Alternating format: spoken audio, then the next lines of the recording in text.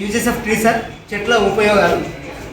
ఇది పిల్లలకు class room లోపల టీచర్ చాలా ఈజీగా అర్థం చేయించవచ్చు, తర్వాత లర్నింగ్ చేయించవచ్చు, నేర్పించవచ్చు. తర్వాత చెట్ల వల్ల ఉపయోగాలు ఉన్నాయి, ఎలా ఉన్నాయో ఒక్కొక్కటి వివరిస్తూ అర్థవంతంగా పిల్లలకు ఫేస్ టు ఫేస్ ముఖాముఖిగా చూపించి నేర్పచ్చు.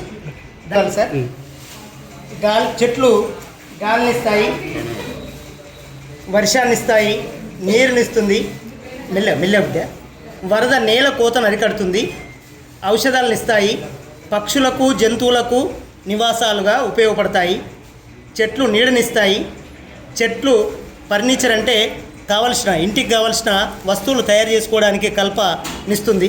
అదేవిధంగా కూరగాయలను ఇస్తాయి, పళ్ళనిస్తాయి, తర్వాత ఆహారాన్ని ఇస్తాయి, పూలను, ఆకులను, పచ్చదనం, మానసిక ఉల్లాసాన్ని కలిగిస్తాయి. అదేవిధంగా వీటన్నిటి ద్వారా ఆదాయం సమకూర్చుకోవచ్చు, ఆరోగ్యాన్ని సమకూర్చుకోవచ్చు. ఇక ఈ చెట్ల మీద అవగాహన కల్పించాలి సార్ అందరికీ, పిల్లలకు, తర్వాత సమాజానికి కూడా అవగాహన కల్పించవచ్చు. తర్వాత చెట్ల మీద అవగాహన కల్పిస్తే చెట్లను నాటించాలి సార్. తర్వాత చెట్లను నాటుతారు, చెట్లను నాటిన తర్వాత వాటిని రక్షిస్తారు. తర్వాత చెట్లను రక్షిస్తే ఆ చెట్లు మనల్ని రక్షిస్తాయన్న కాన్సెప్ట్ పిల్లలకు చాలా అర్థవంతంగా అర్థమవుతుంది.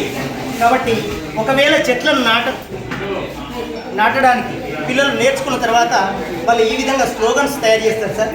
మొక్కలు నాటండి, పర్యావరణాన్ని కాపాడండి, పచ్చని చెట్లు ప్రగతికి మెట్లు, చెట్లు నాటిన చేతులు తరతరాలకు ఆరని జ్యోతులు, పర్యావరణాన్ని మనం రక్షిస్తే అది మనల్ని రక్షిస్తుంది, చెట్టు ఆరోగ్యానికి నిశాన్, తెగ నరికితే తప్పదు పరేషాన్, అడిగితే అన్నం పెట్టేది కన్న తల్లి, అన్నీ తానై అండగా ఉండేది చెట్టు తల్లి, చెట్టు నరికితే అమాస, మొక్క నాటితే పునాస, చెట్టు నరికితే క్షామము, చెట్టు నాటితే క్షేమము.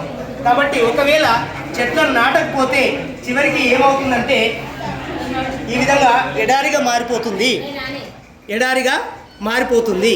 కాబట్టి don't let out future dry up. Thank you sir.